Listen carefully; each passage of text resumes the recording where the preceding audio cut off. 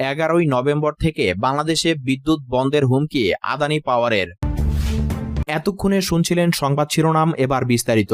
বাংলাদেশের রাজনৈতিক অঙ্গনে হঠাৎ আলোচনার কেন্দ্রবিন্দুতে উঠে এসেছেন বিএনপির কেন্দ্রীয় নেত্রী ও সাবেক সংসদ সদস্য ব্যারিস্টার রুমিন ফারহানা।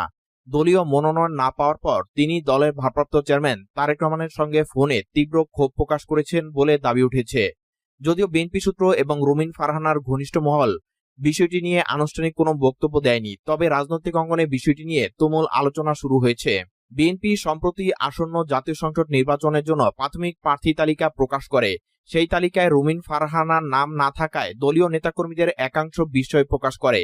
সামাজিক যোগাযোগ মাধ্যমে শুরু হয় নানা জল্পনা কল্পনা। একাধিক সূত্র জানায়, তালিকা প্রকাশের কয়েক ঘন্টা পরেই লন্ডনে অবস্থানরত বিএনপির ভারপ্রাপ্ত চেয়ারম্যান তারেক রহমানের সঙ্গে টেলিফোনে যোগাযোগ করেন ব্যারিস্টার রুমিন ফারহানা। কথোপকথনে তিনি নিজের প্রতি অন্যায়